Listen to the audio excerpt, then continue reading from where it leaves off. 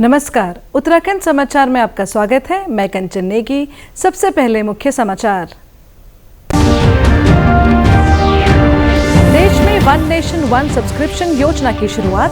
1 करोड़ 80 लाख छात्रों को मिलेगा लाभ।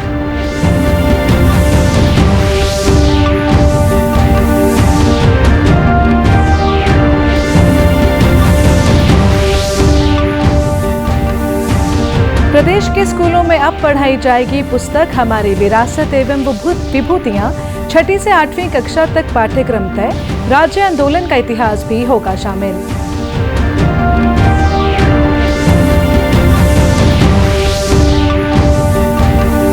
और राष्ट्रीय खेलों की तैयारियां जोरों पर। 6 जनवरी को चमोली पहुंचेगी खेल मशाल।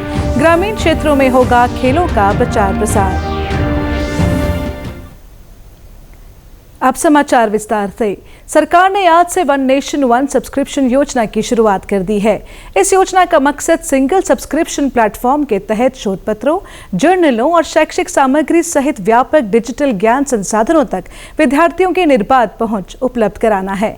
इस योजना से अलग अलग जगह सब्सक्रिप्शन लेने की जरूरत नहीं पड़ेगी और ज्ञान सबको सुलभ होगा। इससे देश भर के विद्यार्थियों, शोधार्थियों और संस्थानों को लाभ मिलने की उम्मीद है।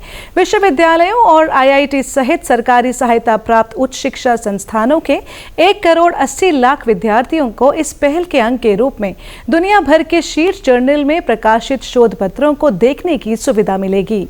इस पहल के पहले चरण के तहत विज्ञान, प्रौद्योगिकी, अभियांत्रिकी, मेडिसिन, गणित, प्रबंधन, सामाजिक विज्ञान और मानव विज्ञान से संबंधित 13,400 से अधिक अंतर्राष्ट्रीय जर्नलों को शोधार्थियों के लिए उपलब्ध कराया जा रहा है। ONOS योजना के तहत 3 वर्ष की अवधि के लिए 6,000 करोड़ रुपए का बजट आवंटित किया गया है। राज्य सरकार ने प्राथमिक शिक्षा के तहत सामाजिक विज्ञान विषय की सहायक पुस्तिका के रूप में हमारी विरासत एवं विभूतियां पुस्तकों को शामिल करने की मंजूरी दे दी है। राज्य शैक्षिक अनुसंधान एवं प्रशिक्षण परिषद ने ये पुस्तक तैयार की है।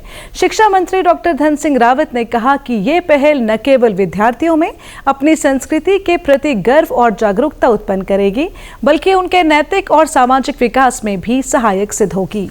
इस पुस्तिका को कक्षा 6 से 8 तक के पाठ्यक्रम में शैक्षिक सत्र 2025-26 से पढ़ाया जाएगा। नई शिक्षा नीति 2020 के तहत प्रदेश के स्कूलों में छात्र छात्राएं अब अपनी समृद्ध सांस्कृतिक लोक विरासत, गौरवशाली इतिहास सहित प्रदेश की महान विभूतियों की जीवनी को पढ़ेंगे। ये पहल न केवल विद्यार्थियों में अपनी संस्कृति के प्रति गर्व और जागरूकता उत्पन्न करेगी, बल्कि उनके नैतिक और सामाजिक विकास में भी सहायक सिद्ध होगी। इन पुस्तिकाओं को पाठ्यक्रम में शामिल करने के बाद इसका परीक्षा मूल्यांकन होगा। हल्द्वानी नगर निगम में इस बार 60 वार्ड के लिए 2,42,452 मतदाता अपने मताधिकार का प्रयोग करेंगे। निगम में 290 बूथ और पिंक बूथ 10 हैं। इनमें 1,23,519 पुरुष मतदाता और 1,18,918 महिला मतदाता हैं। वहीं जनपद के उप निर्वाचन अधिकारी स्थानीय निकाय शिवचरण द्विवेदी ने बताया कि इस बार नगर निगम में 10 पिंक बूथ बनाए गए हैं। साथ ही दिव्यांग मतदाताओं के लिए वाहन सुविधा प्रदान की जाएगी। हमारे total sector magistrate, zonal magistrate की नियुक्ति हो चुकी है, नोडल अफसर की नियुक्ति हो चुकी है। सेक्टर अफसर्स द्वारा बूथों का निरीक्षण कर लिया गया है, जिसकी रिपोर्ट भी हमें प्राप्त हुई है। जिले में कितने बूथ बनाए गए हैं? जिले में टोटल 402 बूथ हैं। कितने पिंक बूथ सिर्फ नगर निगम में होंगे और नगर निगम में 10 पिंक बूथ हैं। दिव्यांग मतदाताओं के लिए मतदान की तिथि को उन्हें सुविधा देने के लिए जो नहीं आ पाएंगे उनके लिए वाहनों की व्यवस्था की जाएगी। सीमांत जनपद चमोली में 38वें राष्ट्रीय खेलों का व्यापक स्तर पर प्रचार प्रसार के लिए तैयारी जोरों पर चल रही है। 10 जनवरी को आदर्श गांव मैठाणा में पांडवाश्व का आयोजन किया जाएगा। प्रदेश में पहली बार हो रहे 38वें राष्ट्रीय खेल के शुभंकर मौली प्रचार वाहन 6 जनवरी को चमोली जिले में पहुंचेगा, जो 6 जनवरी से लेकर 8 जनवरी तक जिले में सभी ब्लॉकों के प्रमुख स्थानों एवं शहर की मुख्य सड़कों और बाजार में घूमकर लोगों को राष्ट्रीय खेल से जुड़ने के लिए प्रेरित करेगा। जिला क्रीड़ा अधिकारी गिरीश कुमार ने बताया कि राष्ट्रीय खेलों का व्यापक स्तर पर प्रचार प्रसार के लिए एनसीसी, एनएसएस कैडेट, युवक मंगल दल, नेहरू युवा केंद्र को भी शामिल किया गया है। राष्ट्रीय खेलों के प्रचार प्रसार हेतु दिनांक 6 तारीख को जनपद चमोली में प्रमोशनल वैन कैंटर प्रवेश कर रहा है, जो कि गौलदम से होकर सभी ब्लॉकों में रूट चार्ट के अनुसार भ्रमण करेगा और राष्ट्रीय खेलों का प्रचार प्रसार करेंगे। और इसके पश्चात 9 तारीख को जनपद में टॉर्च रैली मसाल के साथ एक वैन आ रही है, जिसमें कि मसाल, जर्सी और मैस्कट का जो कि प्रचार प्रसार किया जाना है, राष्ट्रीय खेलों का प्रचार प्रसार किया जाना है। वह भी 9 तारीख को देवाल से हम मसाल को प्राप्त करेंगे। और इसके उपरांत 10 तारीख को मैठाणा के खेल मैदान में ये पांडवासों का प्रोग्राम किया गया है। जिला अस्पताल पौड़ी का संचालन आज से स्वास्थ्य विभाग द्वारा किया जाएगा। प्रदेश सरकार ने जनवरी 2021 में जिला अस्पताल पौड़ी, सामुदायिक स्वास्थ्य केंद्र पाबो, घंडियाल और बीरोंखाल को पीपीपी मोड पर संचालन के लिए महंत इंद्रेश अस्पताल देहरादून को दिया था। 31 दिसंबर 2024 को प्रशासन ने अस्पताल के संपूर्ण संचालन का जिम्मा स्वास्थ्य विभाग को सौंप दिया है। इसके साथ ही स्वास्थ्य विभाग ने अस्पताल के बेहतर संचालन को प्रमुख चिकित्सा अधीक्षक व 10 विशेषज्ञ चिकित्सकों की तैनाती कर दी है। हालांकि अभी तक चिकित्सकों ने ज्वाइनिंग नहीं दी है। तात्कालिक सीएमओ पौड़ी ने एसीएमओ को अस्पताल के पीएमएस की जिम्मेदारी सौंप आसपास के अस्पतालों से 9 डॉक्टरों को व्यवस्था के तौर पर तैनात किया है। अभी फिलहाल हमारे ही जनपद के 9 डॉक्टर्स ने यहाँ पे ज्वाइन कर लिया है, जिनसे हम ओपीडी और इमरजेंसी की सेवाएं दे रहे हैं यहाँ पे। और फिलहाल इसमें स्पेशलिस्ट जो है हमारे पास एक ही उपलब्ध है, वो भी महिला जो जनरल सर्जन है।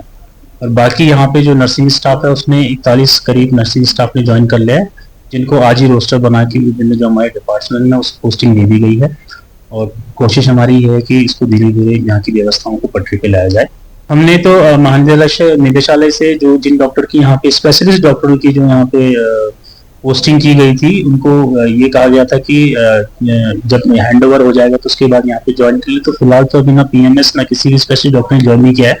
तो हमने अभी अपने निदेशालय से आग्रह भी किया है और बाकी सीएमओ से भी आग्रह किया है कि उनके अधिकार क्षेत्र में जितने भी डॉक्टर्स हैं उनको तुरंत एक तरफा रिलीफ करके यहाँ पे भेज दें, क्योंकि ये जिला अस्पताल है, यहाँ पे लोड भी काफी ज्यादा है। तो हमें स्पेशलिस्ट डॉक्टर की तो यहाँ पे बहुत जरूरत है। ये जिला अस्पताल के संचालन की व्यवस्थाओं को लेकर सहायक मुख्य चिकित्सा अधिकारी डॉक्टर पारुल ने बताया कि ये अस्पताल 4 साल से पीपीपी मोड में संचालित हो रहा था।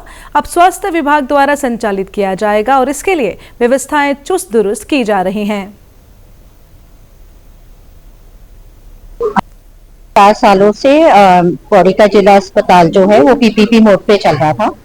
इंद्रेश द्वारा इसको चलाया जा रहा था, जो कि कल शाम को इसका अनुबंध खत्म हो गया। अब ये अस्पताल जो है ये सरकार द्वारा ही चलाया जाएगा, जिसकी व्यवस्था काफी हद तक हम लोगों ने पूर्ण कर ली है। कुछ डॉक्टर्स जो हमने अपने पेरीफेरी से यहाँ पे भेजे हैं उन्होंने ज्वाइन कर लिया है, स्टाफ नर्सेस ने ज्वाइन कर लिया है।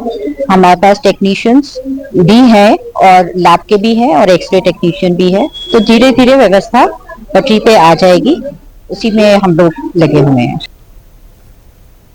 रुद्रप्रयाग में केंद्र सरकार की महत्वपूर्ण योजना चाइल्ड हेल्पलाइन 0 से 18 वर्ष के निराश्रित और यौन हिंसा से पीड़ित बच्चों के लिए वरदान साबित हो रही है।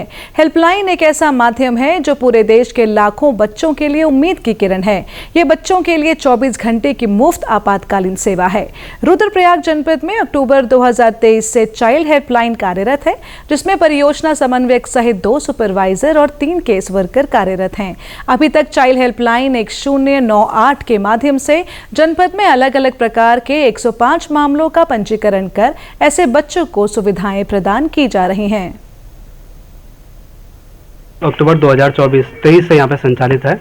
अभी टोटल मामले 105 है दिसंबर तक का। उसमें से निस्तारित मामले अगर देखे जाएं तो 95 समथिंग यहाँ पे हमने निस्तारित किए हैं उस चीज़ को। उसके अलावा बात करें जैसे गुमशुदा के उसमें आते हैं, यौन पीड़ित में आ रहे हैं बच्चे हमारे पास। उसके लिए हमारे पास एक चाइल्ड हेल्पलाइन का टोल फ्री नंबर है 1098। इस पे हमारे पे कॉरेस्पॉन्डेंट जो हमारे पास देहरादून में है वहाँ पे कॉल जाती है, उसके माध्यम से हमें फिर फॉरवर्ड होती है और उस पर हम फॉलोअप वगैरह काम करते हैं। कि उसमें बच्चे के लिए क्या सहायता हम कर सकते हैं। फिर अगर कोई योजना की स्कीम की अगर हम उसके माध्यम से जोड़ना है तो उसमें हम काम करते हैं। जैसे सेंट्रल गवर्नमेंट के द्वारा अगर कोई योजना चल रही है उसकी क्या फॉर्मेलिटीज़ हैं उसको हम बच्चे को बताते हैं और एक अच्छा रास्ता, उनको सुगम रास्ता जो मिले उसमें काम करते हैं। जनपद में अनाथ, एकल या गंभीर बीमारियों से पीड़ित अभिभावकों के और विकलांग बच्चों को स्पॉन्सरशिप योजना का लाभ भी दिलाया गया है, जिसमें उन्हें 4,000 रुपए प्रतिमाह दिए जाते हैं। पीड़ित बालक अथवा बालिकाओं द्वारा 1098 पर शिकायत दर्ज करवाने के बाद चाइल्ड हेल्पलाइन द्वारा उस मामले का त्वरित संज्ञान लेकर उसका निराकरण किया जा रहा है। महिला बाल विकास विभाग द्वारा संचालित केंद्र सरकार की महत्वाकांक्षी योजना चाइल्ड हेल्पलाइन 1098 ऐसे बच्चों के लिए वरदान साबित हो रहे हैं जो हिंसा, यौन उत्पीड़न से पीड़ित, अनाथ और दिव्यांग बच्चे हैं। ऐसे बच्चों के लिए न केवल चाइल्ड हेल्पलाइन सरकारी योजनाओं से उनको जोड़ा जा रहा है, बल्कि उनको शिक्षा, स्वास्थ्य और पोषण को लेकर भी उनका ध्यान रखा जा रहा है। उम्मीद की जानी चाहिए कि आने वाले भविष्य में चाइल्ड हेल्पलाइन पीड़ित बच्चों की इसी तरह से मदद करते रहे ताकि देश का भविष्य सुरक्षित रह सके। Kuldeep Rana, DD news, Rudraprayag. इसी के साथ अभी तक के समाचार समाप्त हुए। दूरदर्शन समाचारों से जुड़े रहें। मिलते हैं फिर शाम 6:30 बजे के बुलेटिन में। नमस्कार।